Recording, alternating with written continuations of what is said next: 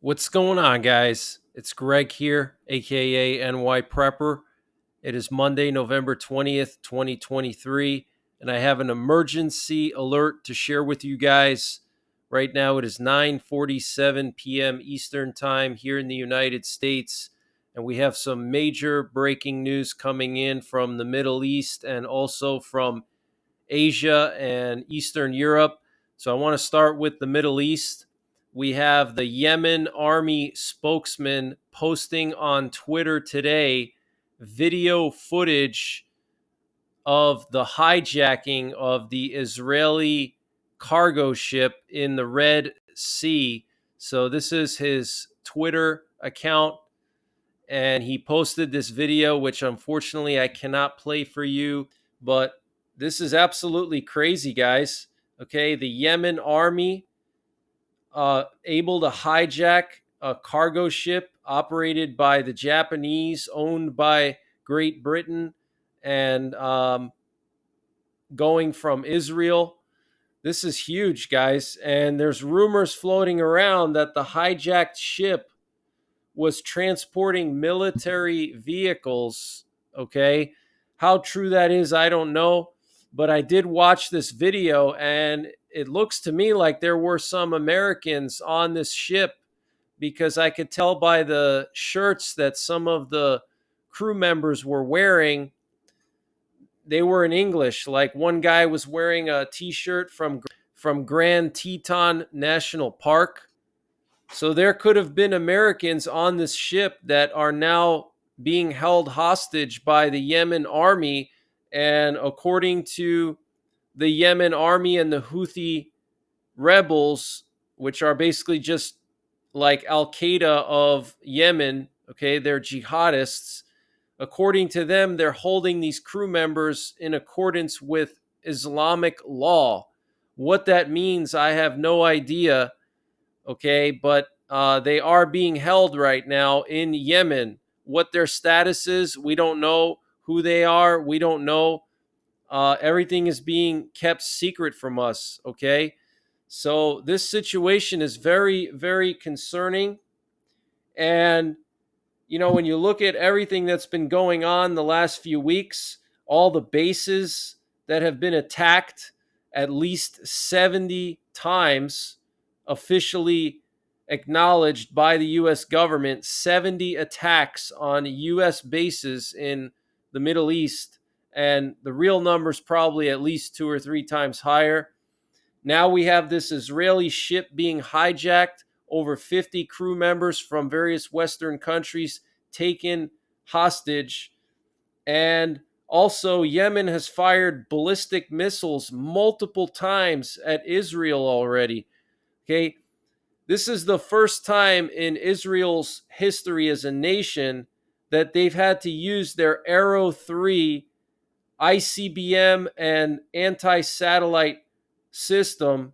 Okay, ICBM missile defense system and anti satellite weapon, the Arrow 3. They had to use that to shoot down these missiles that the Houthis, or the Yemen military, has been firing at Israel. First time in Israeli history that they had to use an Arrow 3 missile to protect their country, and the first time that they've ever had a medium range ballistic missile fired at them. Okay, so this is not good, guys. Okay, this is very, very bad what's going on. Tensions are continuing to escalate, and it's only going to keep getting worse and worse.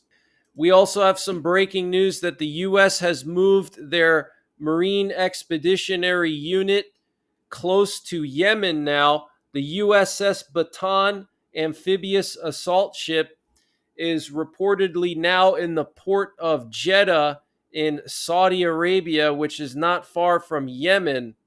And this amphibious assault ship has 2,500 Marines on board. So if the Pentagon were to order an amphibious landing on Yemen to take out the Houthis and free the hostages or crew members that are being held in Yemen. I don't know if they're hostages, but they're being held basically like hostages. They're in position to do so now. So let me just show you on the map where that is. So here we have Saudi Arabia. Here's Yemen. The Yemen military acknowledged that they are holding that Israeli ship at this port right here, Al Hudaydah. Okay, it's like in the middle of the western side of Yemen, the west coast, I guess you could say, of Yemen along the Red Sea. All right, right here. And here we have Jeddah in Saudi Arabia. Okay, so that's not too far. If we measure the distance in a straight line, you're looking at 500 miles, which is pretty far, but with an amphibious assault ship, they can get there fairly quick. Okay, before they were all the way up here near the Sinai Peninsula. Now they're down here. Okay, so nothing is done on accident. This was obviously a planned move. They moved this Marine Expeditionary Unit down here for some reason, most likely to potentially carry out an attack on Yemen. And I personally believe that Israel and the U.S. are going to have to strike Yemen. They're going to have to destroy the missile launch sites and the drone facilities because Yemen is going to keep firing these medium range missiles, and they're going to keep hijacking Israeli ships or foreign ships that come into the Red Sea. So we could see a U.S. and Israeli uh, attack on Yemen, in addition to Lebanon. And then, of course, we have Iran. Now, Iran is denying any involvement in the hijacking of this Israeli ship. And the name of the ship, by the way, is the Galaxy Leader. That's the name of the ship. But NBC News reported that a Russian helicopter was used to land on the ship. And actually, if you look at the footage, I'll just show you the beginning of it. It does look like a Russian helicopter here. Looks like one of those big Russian transport helicopters. Unfortunately, like I said, I cannot show the full video, but when you watch the full video, it definitely looks Russian. It has that round front nose. Okay, the classic Soviet era helicopters. So this is not good, guys. Also, one of our aircraft carriers is now very close to Iran, very close to the Strait of Hormuz. The USS Dwight Eisenhower is now very close to the Strait of Hormuz. And being that close, all of Iran is now within range of the Tomahawk missiles that the associated warships with that aircraft carrier, they can strike anywhere in Iran now, including Tehran. Okay, so that's not by chance either.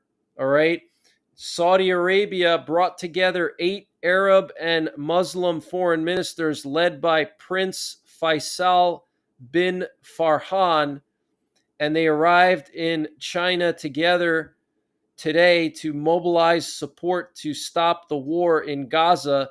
The delegation included foreign ministers from Saudi Arabia, Qatar, Egypt, Turkey, Jordan, Palestine, Nigeria, Indonesia, the Secretary of the League of Arab States, and the Secretary of the Organization of Islamic Cooperation. Now, what's interesting is some of these countries are mentioned in the Bible as being the countries that stab Israel in the back and launch a surprise attack on Israel after signing a peace treaty with them, especially Turkey. Turkey is mentioned in the Bible as one of the countries that turns on Israel. And we have the chief cabinet secretary of Japan making an appeal to Saudi Arabia, Oman, and Iran to communicate directly with the Houthis to release the crew of the Israeli ship that was hijacked. And Egyptian sources are reporting that there has been significant progress in negotiations for the Hamas hostage release deal. And according to the report, there will be a 5-day ceasefire during which 50 hostages will be released.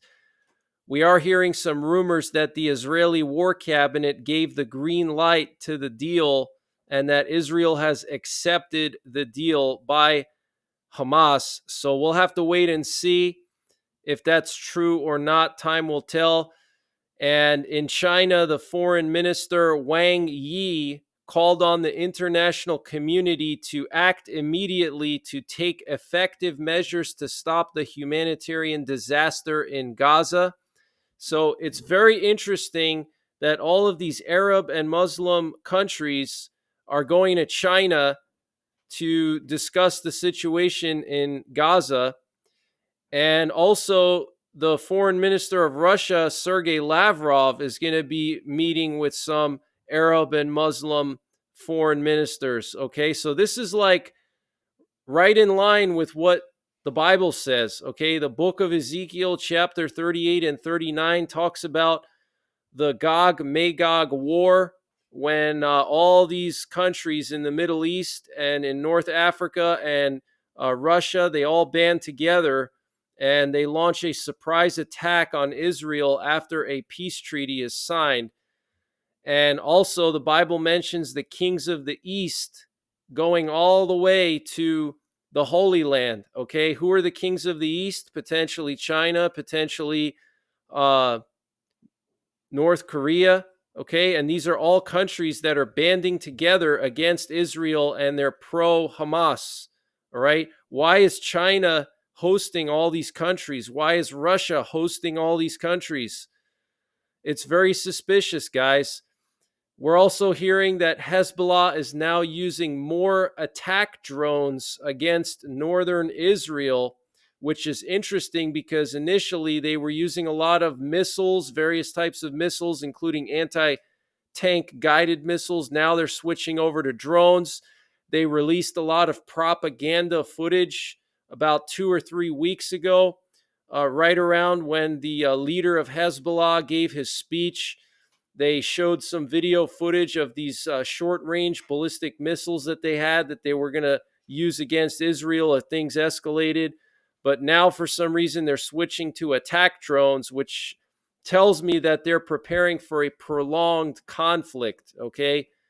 Just like how Russia and Ukraine use drones against each other, they do that because they want to save their more expensive, more precise, high yield weapons for the future. Okay. So this tells me that Hezbollah is digging in for the long run. Here's a video that came out recently from northern Israel showing one of these Hezbollah attack drones flying through the air.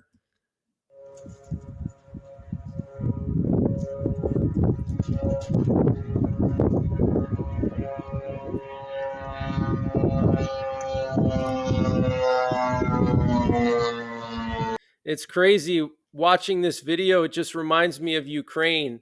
Like the way things are happening in Israel is just like what's happening in Ukraine and what happened in Ukraine. And we have some breaking news coming from Axios. Axios is citing U.S. officials saying that one of Biden's advisors, Amos Hochstein, is currently in Israel holding discussions with the Israeli government on avoiding a war between Israel and Lebanon. So that's pretty serious. And the South Korean military warned North Korea today to immediately stop preparations for another military spy satellite launch, vowing it will take necessary measures if it presses ahead with the launch. Kang Ho-pil, chief director of the operations at the Joint Chiefs of Staff, made the warning a day after South Korea's defense chief said Pyongyang may make another satellite launch attempt as early as this week. We sternly warn North Korea to immediately stop the military reconnaissance satellite launch, of which preparations are underway, Kang said. If North Korea goes ahead with the military spy satellite launch despite our warning, our military will come up with necessary measures to protect the lives and safety of our people. And North Korea also had some strong words to say today. They said that they will bolster their war deterrence capability and North Korea accused the United States of heightening tensions on the Korean Peninsula with planned arms sales to South Korea and Japan. Last week, the U.S. announced the potential sales of AIM-9X Sidewinder air-to-air missiles and SM-6 shipborne missile interceptors and related equipment under a government-to-government foreign military sale to South Korea. Washington also recently announced the approval of the potential sale of 400 Tomahawk missiles and related equipment to Japan. We warn that the more the U.S. earns from indiscriminate arms sales, the higher the price it would have to pay for a security crisis, an unnamed official of North Korea's defense ministry said in a comment carried by the Korean Central News Agency. That's the North Korean government news. All right, so the U.S. is selling 400 Tomahawk missiles to Japan, guys. That is huge. And they also sold a bunch of Tomahawk missiles to Australia. And I think they're also going to be selling a nuclear powered submarine to Australia. Australia is going to get a nuclear powered submarine and possibly be fitted to fire these Tomahawks. So the U.S. is gearing up for a potential war in Asia. Okay, they're arming Japan, they're arming South Korea, they're arming Australia. Okay, those are the three countries that, if a war broke out with China, they would be right on the front line.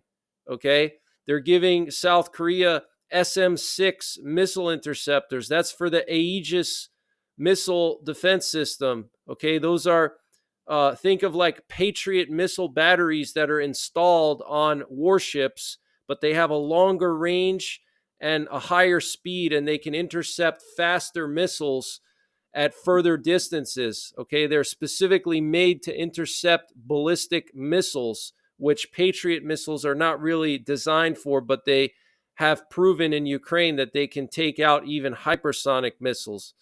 Okay, so North Korea obviously not happy about that. South Korea is not happy about the spy satellite that North Korea is launching. So we got a lot of tension all over the world, guys. All these flashpoints, the Korean Peninsula, the Middle East, Eastern Europe. Okay, all these flashpoints are on fire right now. Okay. Air defense repelled an attack by a drone flying towards Moscow. This was reported by the Russian government.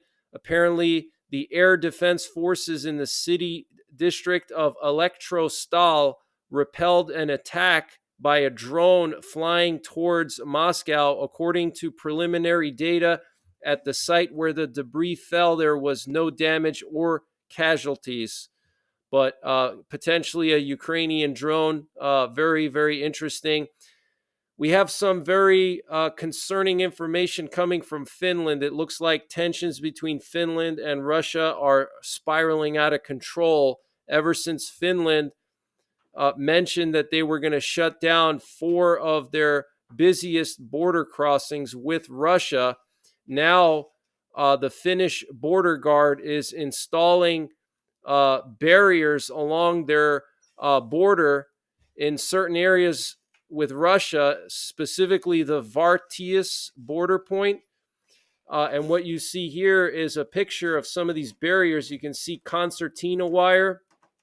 And they're putting this up because apparently Russia is trying to launch a type of hybrid attack on Finland by sending migrants from third world countries into Finland through their border, because Finland is a very rural country. They have a lot of open land, and they don't have a giant border fence that's going to go 1,000 miles through swamps and forests.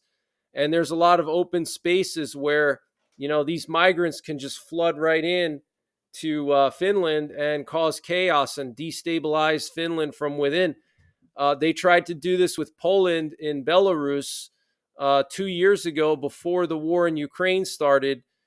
Belarus was sending in all these migrants from third world countries, and it got so bad that Poland had to deploy their army to the border. Okay, and looks like now that's what they're going to do with Finland. So Finland is setting up barbed wire, okay, concertina wire, and they closed 4 of their busiest border crossings with Russia already in southern Finland next to St. Petersburg. And there's reports now coming out that Finland is strongly considering closing their entire border with Russia, okay, which would be huge. We know that Poland and the Baltic countries have basically already done that. And also, they've closed the borders with Belarus as well. So the Kremlin spokesman, Dmitry Peskov, responded, and he said that this causes nothing but deep regret because we had long-standing, very good relations with Finland, pragmatic, based on mutual respect. And of course, we regret that these relations were replaced by such an exclusively Russophobic position, which the leaders of this country began to espouse. So strong words there coming from Dmitry Peskov. And here we have a video showing that drone that apparently was intercepted in Moscow, and some of the debris from this drone landed on a roadway here. So I'll just play a little bit of this video for you. So here you can see all this like smoke or dust coming out from that debris when it crashed on the road. Again, no injuries reported, but looks like Ukraine might have sent a drone over to Moscow. All right. And the American defense contractor Lockheed Martin announced that together with the U.S. Army, it has successfully tested the new PRSM missile, which will replace the ATACMS. The initial PRSM missile will only be able to hit stationary targets on land, but later versions will be able to track moving targets on land and sea. And with the United States withdrawing from the INF Treaty, Intermediate Range Nuclear Forces Treaty, the range of the PRSM will be increased beyond the 500-kilometer limitation previously placed upon it by the treaty. Okay, so 500 kilometers is 300 miles. That's the range of the ATACMS, or actually the ATACMS is even a little bit less, I believe. But this is the new precision strike missile, PRSM.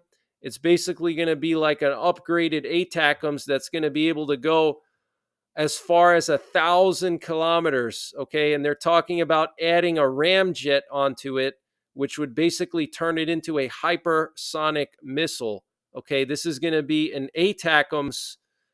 Okay, remember the HIMARS from Ukraine? Okay, those trucks that fire the missiles that have basically revolutionized the war in Ukraine and were basically a turning point in the war. Imagine all those trucks now being able to fire missiles that can go 1,000 kilometers and track moving targets and potentially be hypersonic. Okay, that is crazy, guys. So the U.S. military has the best military technology in the world. Okay, there's no doubt about that. And the American defense industry is decades ahead of everyone else. And this is just what they're telling us about. Okay, imagine what they have at Area 51 and Dugway Proving Ground and all these secret bases. Imagine what kind of technology they have. And we have an interesting situation in Argentina. A conservative free market economist won the presidential election, Javier Milei, and he is in support of building stronger ties with the United States, and he opposes Argentina's membership in the BRICS, and he's also pro-gun freedom, and he's also anti-abortion, so he's like a conservative, American-friendly guy. So this is really, really good for us. And I came across this interesting video. Looks like it came from some kind of Russian media, showing these massive tunnels in Cuba where they have all kinds of military equipment. These are like underground bunkers in Cuba. It's absolutely insane. It's like something out of a James Bond movie or video game. It reminds me of GoldenEye.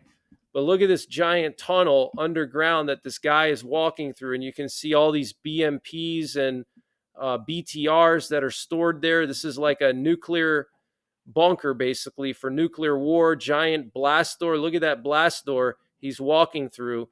So this is a nuclear war bunker with military equipment in it in Cuba, guys. Okay, why would they be doing that?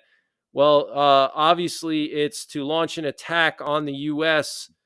if there's a nuclear war. Why would you put military armored vehicles in a bunker in Cuba?